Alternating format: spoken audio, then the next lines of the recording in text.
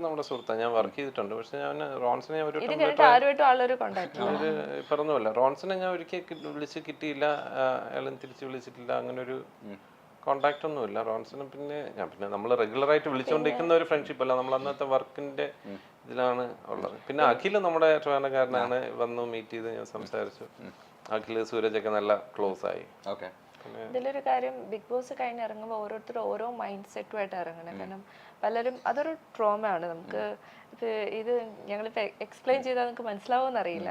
അതെ, എന്റെ അടുത്ത ചോദ്യം അതായിരുന്നു. പൊതുവെ പരക്കെ പറയുന്ന ഒരു കുറച്ച് കാര്യങ്ങളുണ്ട് ബിഗ് ബോസിനെ പറ്റി. ഇതൊന്ന് കോമൺ പീപ്പിളിന് അറിയാൻ ഇച്ചിരി താല്പര്യമുള്ള കുറച്ച് കാര്യങ്ങൾ. അല്ല, ആദ്യത്തെ കാര്യമാണ് ചേച്ചി, ബിഗ് ബോസിന്റെ ഉള്ളിൽ കയറി കഴിഞ്ഞ് ഇച്ചിരി ഇല്യൂമിനാലിറ്റി ഉണ്ടോ അവിടെ? നമ്മളൊരു വീട്ടിൽ തന്നെ നമുക്കറിയാത്ത കുറെ ആളുകളുടെ കൂടെ കഴിയാണ്. നമ്മൾ നാച്ചുറലി കുറെ പേരായിട്ട് നമ്മൾ അടുക്കുകയും ചെയ്യും. പക്ഷെ എപ്പോഴും ഒരു നെഗറ്റീവ് സംഭവം എപ്പോഴും ഉണ്ട്. അതാണ് പൊതുവെ പറയുന്നത്. അതായത് അവര് വരുന്ന ബ്രാൻഡ്സ് അല്ലേ നമ്മൾ കൂടുതലും യൂസ് ചെയ്യുന്ന പേസ്റ്റ്, സോപ്പൊക്കെ, അതിലൊക്കെ ഇച്ചിരി പ്രശ്നമുണ്ടെന്നാണ് ആൾക്കാർ പറയുന്നത്. നമ്മൾ കോമൺലി യൂസ് ചെയ്യുന്ന സാധനങ്ങൾ തന്നെയാണ്. അപ്പൊ ഞാൻ യൂസ് ചെയ്തുകൊണ്ടിരുന്ന ബ്രാൻഡൊക്കെ തന്നെയാണ് അവിടെ യൂസ് ചെയ്യുന്നത്. അതിലൊന്നും ഒരു പ്രശ്നമില്ല. നമ്മളൊരു വീടിനകത്ത് അടഞ്ഞു കിടക്കുകയാണ്, നമ്മൾ വേറെ ഒന്നും പുറത്തേക്ക് പോകുന്നില്ല. സോ നമ്മൾ അവിടെ ഉണ്ടാകുന്ന കോൺവെർസേഷൻ നമ്മൾ അതിനകത്ത് തന്നെ ഒരു ലൂപ്പ്. ഇപ്പൊ റോൺസൺ എപ്പോഴും പറയും ഇതൊരു ലൂപ്പാണ്, ഇതിനകത്ത് നമുക്ക് മെമ്മറി കുറയുമെന്ന് പറഞ്ഞു. കുറച്ച് കഴിയുമ്പോൾ എനിക്കത് ഫീൽ ചെയ്ത് തുടങ്ങി, പലർക്കും ഫീൽ ചെയ്തു. കാരണം വെച്ചാൽ ഞങ്ങൾ അതിനകത്ത് തന്നെ ചിന്തിക്കാൻ തുടങ്ങി. ഞാൻ ഡെയിലി സ്വപ്നം കാണുമായിരുന്നു. കാണുന്ന മൊത്തം അതിനകത്തുള്ള കണ്ടസ്റ്റൻസിനെ മാത്രം. ഞാൻ ഒരിക്കലും ഹസ്ബൻഡിനെ കണ്ടിട്ടില്ല, മോനെ കണ്ടിട്ടില്ല. അതിനകത്തുള്ള കണ്ടസ്റ്റൻസിനെ മാത്രമേ സ്വപ്നത്തിൽ വരുള്ളൂ. പിന്നെ ഞാൻ കണ്ട 2-3 സ്വപ്നങ്ങൾ അതുപോലെ സംഭവിക്കുകയും ചെയ്തു. അതെ, ഞാൻ എനിക്ക് സംഭവിക്കുന്നതായിട്ട് കണ്ടത് എന്റെ ഏതെങ്കിലും ഒരു അടുത്ത ഫ്രണ്ടിനായിരിക്കും സംഭവിച്ചിട്ടുണ്ടാവുക. ഞാൻ എലിമിനേറ്റ് ആയിട്ട് പോകുന്ന കണ്ടു, ഞാൻ ഇന്ന വഴി കൂടെ പോയെന്ന് കണ്ടു. അതേപോലെ സംഭവിച്ചിട്ടുണ്ട്. എന്തൊക്കെയോ ഉണ്ട് അതിന്റെ അകത്ത് അല്ലേ? നമ്മൾ അതിനകത്ത് ചെല്ലുമ്പോ അങ്ങനെയാണ്. അത് ഒരു എനിക്കറിയില്ല, പവറിനെ കുറിച്ചും നമുക്ക് എക്സ്പ്ലെയിൻ ചെയ്യാൻ അറിയത്തില്ല. സോ ഉണ്ട് എന്തൊക്കെയോ എവിടെയൊക്കെയോ ചെയ്യുന്ന. ഞങ്ങളപ്പോൾ കഴിഞ്ഞ ദിവസം സാബു ചേട്ടനെ ഇന്റർവ്യൂ ചെയ്തിരുന്നത്. അപ്പൊ സാബു ചേട്ടൻ പറയുകയാണ്, ഏതോ ഒരു കണ്ടസ്റ്റന്റ് പുള്ളിക്കാരൻ്റെ അടുത്ത് വന്ന് പറഞ്ഞത് അതിൽ നിന്ന് തകിട് കിട്ടിയത്രേ. അത് ഞങ്ങൾ എന്നപ്പോഴും പറഞ്ഞു തകിടുണ്ടെന്ന്. അത് നോക്കിയപ്പോ എല്ലായിടത്തും തൂക്കിയിട്ടേക്കിട്ടുണ്ട്. അത് എനിക്കറിയത്തില്ല, അതിപ്പം ഓരോരുത്തരുടെ വിശ്വാസമാണ്. ഇപ്പൊ ഈ തകിട് എന്നൊക്കെ പറഞ്ഞാൽ അവരുടെ വിശ്വാസമായിരിക്കും. നോർത്ത് ഇന്ത്യയിലെല്ലാം നടക്കുന്നത്. അപ്പൊ അവർക്ക് ചിലപ്പം ഓരോ ബിൽഡിങ്സിനും ഈ എനർജിയുടെ ഇത് കീപ്പ് ചെയ്യാൻ വേണ്ടിയിട്ടൊക്കെ നമുക്കറിയത്തില്ല. പക്ഷെ ഞാൻ എന്തായാലും എല്ലാ ദിവസവും മുട്ടുമെന്ന് പ്രാർത്ഥിക്കുകയായിരുന്നു സേഫ് ആയിട്ട് പുറത്തിറങ്ങി. അതുപോലെ അറിയാൻ എല്ലാവർക്കും കോമൺ ആയിട്ട് അറിയാൻ താല്പര്യമുള്ള ഒരു കാര്യമായിരുന്നു. അതായത് ഓഫ് കോഴ്സ് ഇതൊരു പേയ്മെന്റ് കിട്ടുമെന്ന് അറിയാം. ഇതെങ്ങനെയാണ്, വീക്കിലി ആണോ ഇതിന്റെ പേയ്മെന്റ് വരുന്നത്, അല്ലെങ്കിൽ ഡെയിലി ബേസിസിലാണോ ഇതിന്റെ പേയ്മെന്റ് പോയിക്കൊണ്ടിരുന്നത്? പറയാൻ പാടില്ല, ഇത് പറയണ്ട. എമൗണ്ട് ഞാൻ ചോദിക്കുന്നില്ല. അത് വീക്ക്ലി ബേസിസ് ആയിരുന്നോ അല്ലെങ്കിൽ ഡെയിലി ബേസിസ് ആണോ? അത് രണ്ടും ഓരോരുത്തർക്ക് അത് അവര് ചാനൽ ഫിക്സ് ചെയ്യുന്നതാണ്. അത് ഡിപെൻഡ്സ്. നമുക്ക് വേറൊരു കണ്ടസ്റ്റന്റിന്റെ പോലും അറിയത്തില്ല, സംസാരിക്കാൻ പറ്റത്തില്ല. ചേട്ടൻ എപ്പോഴെങ്കിലും ഓഫർ വന്നിരുന്നോ ബിഗ് ബോസിലേക്ക്? ഈ പറഞ്ഞ പോലെ ഒരു നേരത്തെ അപ്പൂസ് പറഞ്ഞ പോലെ നിങ്ങൾ രണ്ടുപേരും കപ്പിളായിട്ടാണ് വരുന്നത് എന്നുള്ള റൂമർ ആ സമയത്ത് ഉണ്ടായിരുന്നു. രണ്ടുപേരും കപ്പിളായിട്ട് ഒറ്റ കണ്ടസ്റ്റന്റ് ആയിട്ടാണ് വരുന്നത്. നമ്മൾ ഒന്നിച്ചു പോരുന്ന എന്തായാലും ആദ്യത്തെ ആഴ്ച തന്നെ തിരിച്ചിങ്ങി വരായിരുന്നു. ചേട്ടൻ ഓഫർ ഉണ്ടായിരുന്നോ? ഇല്ല, ഓഫർ ഒന്നുമില്ല. എനിക്ക് വിളിച്ചില്ല. ഞങ്ങളുടെ എന്താ പറയാ, ഞങ്ങക്ക് കഴിഞ്ഞ വർഷമാണ് ഞങ്ങൾ ഇങ്ങനെ ഒരു സംഗതിയെ ചിന്തിച്ചിട്ടുണ്ടായിരുന്നില്ല. അപ്പോൾ കഴിഞ്ഞ വർഷമാണ് യാദർശികമായിട്ട് ധന്യക്ക് ഇങ്ങനെ ഒരു ഓഫർ വരികയും അത് വന്നു. അതിന് മുമ്പത്തെ വർഷമെല്ലാം ധന്യ ബിഗ് ബോസിൽ പോകുന്നുണ്ടെന്ന് പറഞ്ഞൊക്കെ ന്യൂസ് പറഞ്ഞിട്ട് കാര്യമില്ല. അടുത്ത സീസണിൽ ചേട്ടനെ വിളിച്ചു കഴിഞ്ഞാൽ ചേട്ടൻ പോവോ?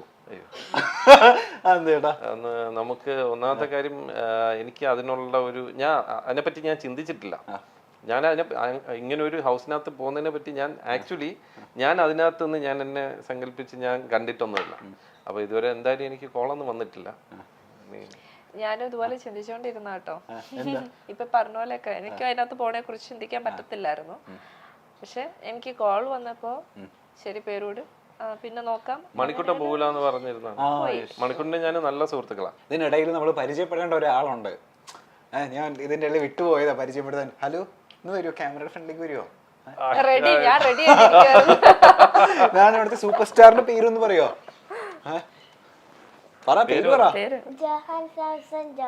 Johan Samson John. എന്റെ ഭയങ്കര പേരാണല്ലോ. തന്റെ ഏറ്റവും ഇഷ്ടപ്പെട്ട എന്താ ഫീച്ചർ എന്താന്ന് അറിയോ എനിക്ക്? കണ്ണ്. നല്ല കണ്ണാന്ന് എല്ലാരും പറയാറുണ്ടോ? തനിക്ക് ഇല്ല എന്നാ ഞാൻ പറഞ്ഞേക്കും നല്ല കണ്ണാ മിടുക്കനാണ്. പറഞ്ഞിട്ടില്ലേ? പറഞ്ഞിട്ടുണ്ടോ?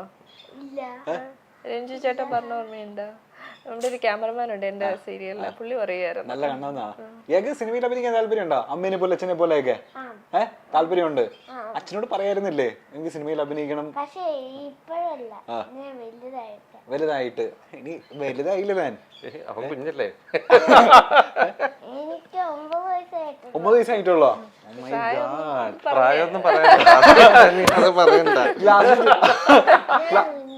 ക്ലാസ്സിൽ ചെല്ലുമ്പോ പറയാറുണ്ട് പിള്ളേരൊക്കെ അച്ഛന്റെ അമ്മയുടെ ഫാനാണ്, അമ്മ എന്തെടുക്കുന്നു അച്ഛൻ എന്തെടുക്കുന്നു എന്നൊക്കെ ചോദിക്കാറുണ്ടോ? അറിയോ പിള്ളേർക്കൊക്കെ അറിയോ അമ്മ ആക്ട്രസ് ആണെന്നും അച്ഛൻ? അപ്പൊ താനെന്ത് പറയും?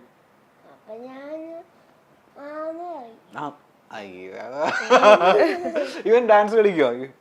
ഡാൻസ് കളിച്ചിട്ടൊക്കെ ഉണ്ട്, മോൺവാക്ക് ചെയ്യും കുറച്ച് സാധനങ്ങൾ. പിന്നെ ഞാൻ ഡാൻസ് എനിക്ക് എന്റെ ഇഷ്ടപ്രകാരം ഞാൻ പഠിച്ച്, നമുക്ക് താല്പര്യം ഇല്ലാതെ ചുമ്മാ ഫോഴ്സ് ചെയ്ത് വിട്ടിട്ട് കാര്യമൊന്നുമില്ല.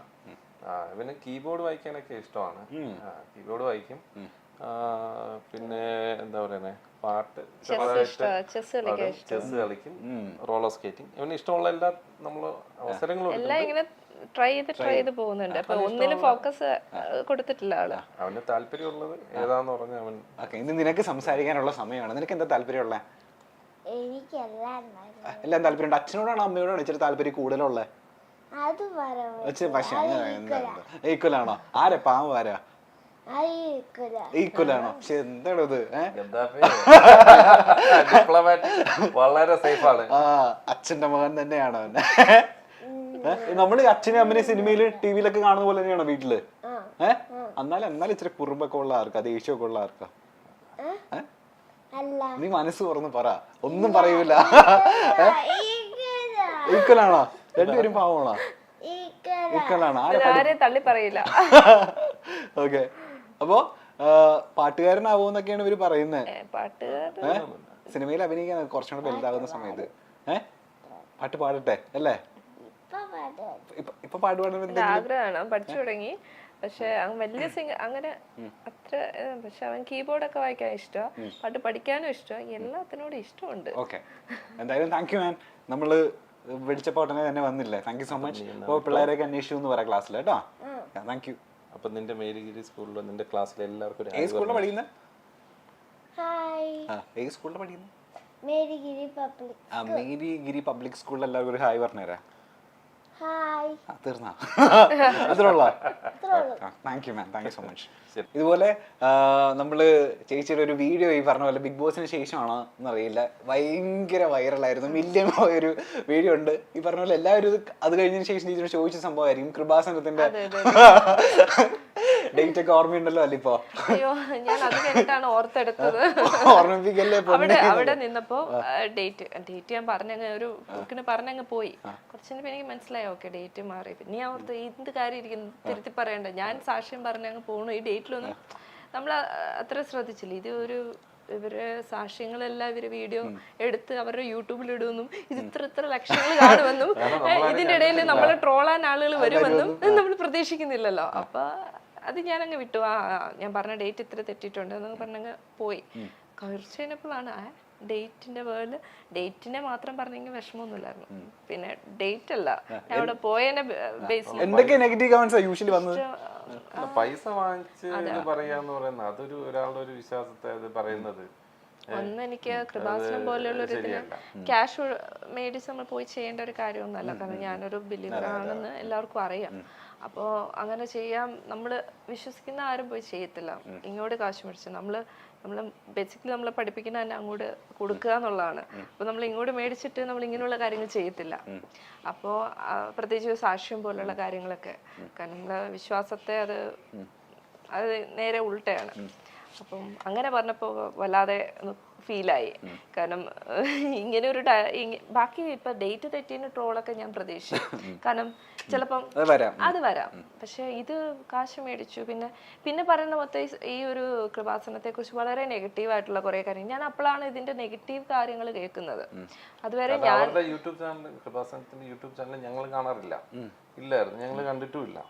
പക്ഷെ ഇതിനകത്ത് ഇവളുടെ അമ്മയ്ക്ക് ലേക്ക് ഷോറിൽ സർജറി ആയിരുന്ന സമയത്ത് നമ്മൾ കൃപാസനത്തിൽ പോയിരുന്നു പ്രാർത്ഥിച്ചിട്ടുണ്ട്. അത് ആ മൊമെന്റ് ഒന്നും ഇവർക്ക് ആർക്കും മനസ്സിലാവില്ല. ഇതിപ്പം ഈ അമ്മയുടെ കാര്യം പോലും അറിയാവുന്ന ഒരാളോട് ഇരിപ്പുണ്ട്, അതുകൊണ്ട് എനിക്ക് അതിനകത്ത് ഇതിനകത്ത് ഈവൻ ഈ നിങ്ങളുടെ മൈൽ സ്റ്റോൺ അല്ലേ, നിങ്ങള് ഗദ്ദാഫിയുടെ പ്രൊഡ്യൂസറിന് തന്നെ മീറ്റ് ചെയ്തിട്ടുള്ളത് പ്രൊഡ്യൂസർ തന്നെയല്ലേ ഈ പ്രോഗ്രാം പ്രൊഡ്യൂസർ?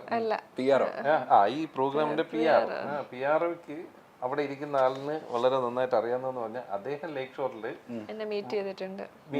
എപ്പോഴെന്ന് പറഞ്ഞാൽ അവിടുത്തെ മീഡിയ ടീമിൽ വർക്ക് ചെയ്തുകൊണ്ടിരുന്നപ്പോ ധന്യയുടെ അമ്മയുടെ സർജറിയുടെ സമയത്ത് അവിടെ പോയിരുന്നു. ആ സമയത്താണ് നിങ്ങളുടെ PR കണ്ടിട്ടുള്ളത്. ഇനി ചിലപ്പോ നമ്മൾ പൈസ കൊടുത്ത് നിങ്ങളെ പോലൊരു ടീമിനെ ഇറക്കി ഗദ്ദാഫിക്ക് കേരളത്തിൽ പോവാം, അങ്ങനെയും പറയും. ഒരു സാധ്യതയില്ല. നമ്മൾ 10 പൈസ മുടക്കിയിട്ട് ഇങ്ങനെ ഒരു കാര്യം നമ്മളെ ബേസിക്കലി അറിയാവുന്നവർക്ക് അറിയാം, ഒരു സാധ്യതയില്ലെന്ന്. പക്ഷെ അറിയില്ലാത്തവർക്ക് തോന്നും ചിലപ്പോ അങ്ങനെയാണ്.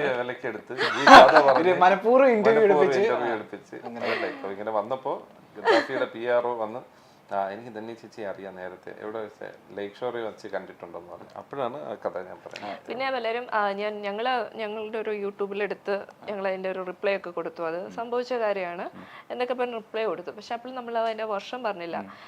2020 അമ്മയുടെ ഈ ശരിക്കും അമ്മയുടെ ഒരു ആവശ്യമായിട്ട് പോയതല്ല. ഞാൻ അവിടെ പോയി ഉടമ്പടി എടുക്കുക എന്ന് പറയും. നമ്മൾ അവിടെ പോയിട്ട് നമ്മുടെ ആവശ്യങ്ങൾ വെച്ചിട്ട് ഞങ്ങളെ ബേസിക് പേഴ്സണൽ കാര്യങ്ങൾ വെച്ചിട്ട് ഞാൻ പ്രാർത്ഥിച്ചു. മെയിനായിട്ട് എനിക്ക് 2-3 ആവശ്യങ്ങളുണ്ടായിരുന്നു. അതിലൊരു ആവശ്യം ഞാൻ പറഞ്ഞ കാര്യം ബ്രദറിൻ്റെ മാരേജും ഒക്കെ പറഞ്ഞു. അപ്പോൾ ഈ ഫസ്റ്റ് പ്രയോറിറ്റി അതായിരുന്നു. അപ്പോൾ അത് വെച്ച് പ്രാർത്ഥിക്കാൻ പോയപ്പോഴാണ് അമ്മയുടെ ഈ അസുഖമൊക്കെ വരുന്നത്. പക്ഷെ അപ്പോഴാണ് കണ്ടുപിടിക്കണേ ഇത് പോയി ചെയ്യുന്ന സമയത്താണ്. അപ്പോൾ എനിക്ക് അവിടെ പോയി പ്രാർത്ഥിക്കണം, മൺഡേസിൽ പോയി അവിടെ പ്രാർത്ഥിക്കണം. ആ സമയത്താണ് നമ്മുടെ ഓപ്പറേഷൻ, മൺഡേ ആണ് ഓപ്പറേഷൻ വെച്ചത്. അപ്പോൾ ഞാൻ അവരുടെ ഉടമ്പടി അനുസരിച്ച് നമ്മൾ പോയി പ്രാർത്ഥിക്കുന്നവരാണെങ്കിൽ എല്ലാ മൺഡേസും പോകണമെന്നാണ്. അത് മന്ത്ലി ഉള്ള ഫസ്റ്റ് മൺഡേ അങ്ങനെ. ഞാനിപ്പോൾ ഓർക്കണേ 2 വർഷം മുമ്പ് ഈ ഓർമ്മ കുറേ